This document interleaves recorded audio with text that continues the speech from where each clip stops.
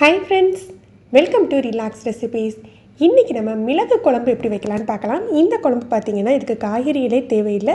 ஒரு வாரம் ஆனாலும் நீங்கள் வெளியில் வச்சு யூஸ் பண்ணால் கெட்டு போகாது. ஒரு டீஸ்பூன் எண்ணெய் சேர்த்துக்கலாம். ஃப்ளேமை லோ பண்ணி வச்சுட்டு 3 டேபிள் ஸ்பூன் அளவுக்கு விதை கொத்தமல்லி,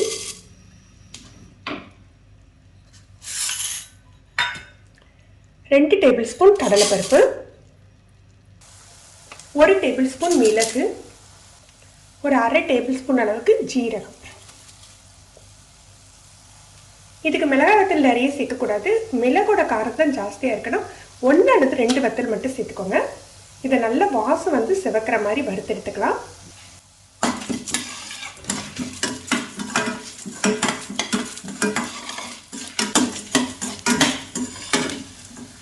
நல்லா வறுபட்டுட்டு எடுத்து ஆற வச்சிடலாம். உப்பு சேர்த்துக்கலாம். ஒரு 1/4 டீஸ்பூன் பெருங்காயத்தூள்.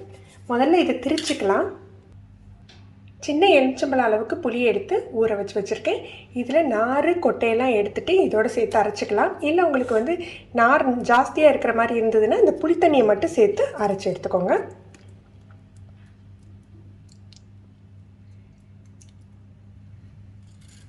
ரொம்ப கட்டியாக இருக்கக்கூடாது. இந்த மாதிரி நெகிழ்ந்த மாதிரி அரைச்சி எடுத்துக்கணும். 2 டேபிள் ஸ்பூன் அளவுக்கு நல்லெண்ணெய் சேர்த்துக்கலாம்.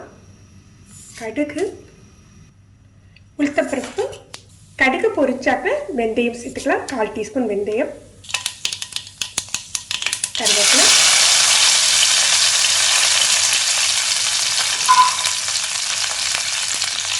ஒரு முழு பூண்டை கட் பண்ணி வச்சுருக்கேன். இதை சேர்த்துக்கலாம். இந்த பூண்டுக்கு பதிலாக சின்ன வெங்காயம் கூட சேர்த்துக்கலாம். பூண்டு வெங்காயம் எதுவுமே சேர்க்காம தனி மிளகா அரைச்சி குழம்பு வச்சா கூட உங்களுக்கு டேஸ்ட்டாக தான் இருக்கும். லோ ஃப்ளேமில் வச்சு பூண்டு நல்லா பொரியிற அளவுக்கு வச்சிடலாம். பூண்டு நல்லா பொன்னிறமாக பொரிஞ்ச பிறகு தான் நம்ம மசாலா சேர்த்துக்கணும்.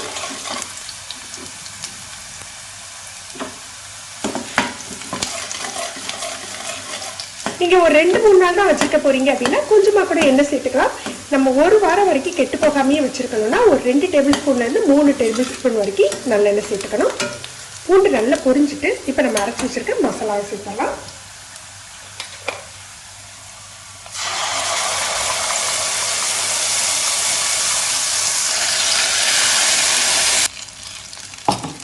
மசாலா ஒரு நிமிஷம் எண்ணெயில் குக் ஆகட்டும். அதுக்கப்புறம் நம்ம தேவையான அளவுக்கு தண்ணி சேர்த்துக்கலாம்.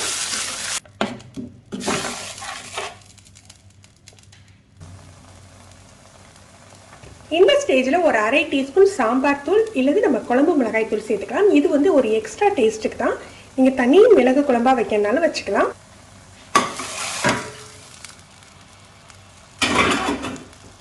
இப்போ ஒரு 1.5 கப் அளவுக்கு தண்ணி சேர்த்துக்க போகிறோம்.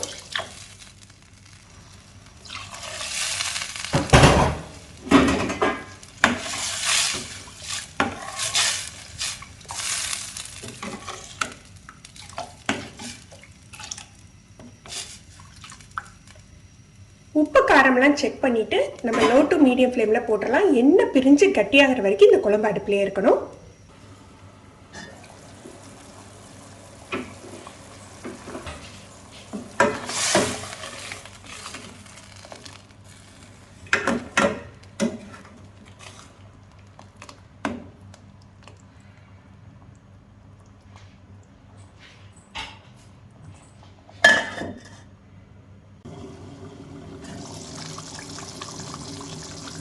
நல்ல எண்ணெய் பிரிஞ்சு கட்டி ஆயிடுச்சு. இப்போ நம்ம அரைச்சி வச்சிடலாம். ஆறின பிறகு இன்னுமே கட்டி ஆகிடும். இதில் நம்ம நிறைய எண்ணெய் சேர்த்துருக்கிறதுனால சீக்கிரமாக கெட்டு போகாது. ஒரு வாரம் கூட நீங்கள் வெளியிலேயே வச்சு யூஸ் பண்ணலாம். ஃப்ரெண்ட்ஸ், நீங்களும் இந்த ரெசிபி ட்ரை பண்ணி பாருங்கள். எப்படி இருந்ததுன்னு கமெண்ட் பண்ணுங்கள். இந்த வீடியோ உங்களுக்கு பிடிச்சிருந்ததுன்னா மறக்காமல் லைக் பண்ணி உங்கள் ஃப்ரெண்ட்ஸ் அண்ட் ஃபேமிலிக்கு ஷேர் பண்ணுங்கள். தேங்க்யூ.